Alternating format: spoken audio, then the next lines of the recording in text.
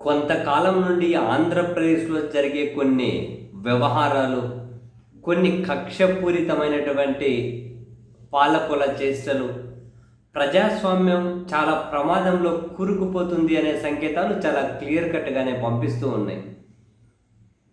లేకపోతే ఏంటి?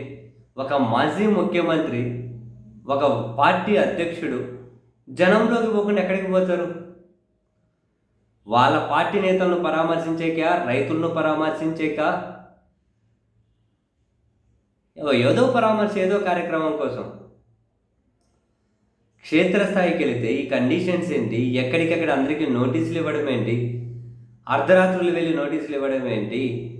వెళ్తే కేసులు పెడదామంటే అనడం ఏంటి? జనాలు స్వచ్ఛందంగా పోయినా కేసులు పెడతామనడం ఏంటి? ఈ ఇవంతా ఒక ఎత్తు అయితే, నిన్న పోలీసులు రచించిన కుట్ర, బాబోయ్, అది ఇంకా పతాక స్థాయి కుట్ర. జగన్మోహన్ రెడ్డి గారు ఈరోజు నెల్లూరు వెళ్తూ ఉన్నారు కదా. కాకాని గోవర్ధన్ రెడ్డి గారిని జైల్లో పరామర్శించడం, ములాఖతులో పరామర్శించేకి. అయితే నిన్న పోలీసులు కోర్టులో ఒక పిటిషన్ వేశారా?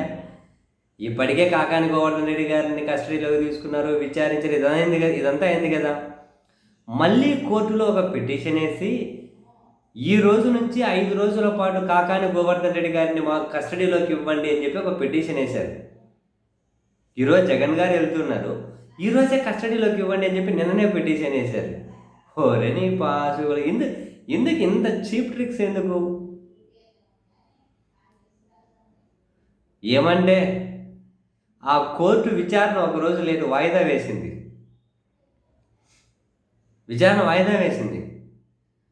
కాదని చెప్పి సరే అని చెప్పి 5 రోజులు అడిగారు, 2 రోజులు కస్టడీకి ఇస్తున్నామని కనుక కోర్టు కనుక తీర్పిచ్చిందంటే ఈరోజు జగన్మోహన్ రెడ్డి గారు నెల్లూరు వచ్చే పరిస్థితి లేకుండా ఉండే. మళ్ళీ ఇంతకుముందే ఒకసారి నెల్లూరు వస్తామంటే రానియలే, హెలీప్యాడ్ దిగేకి స్థలం ఇయ్యలే. ఇప్పుడుగానే ఏదో అట్లాంటి స్థలమే ఇచ్చారంటున్నారు. ఇచ్చే అన్ని కండిషన్స్, అన్ని ఆంక్షలు. ఒక మాజీ ముఖ్యమంత్రి క్షేత్రస్థాయిలోకి వెళ్ళాలి అంటే తన పర్యటన కోసం, తన పర్యటన విజయవంతం అవ్వడం కోసం, తన భద్రత కోసం వాళ్ళ పార్టీ అంటే వైసీపీ క్యాడర్ అంతా కూడా యుద్ధం చేయాలా? ప్రతిసారి యుద్ధమే చేయాలా?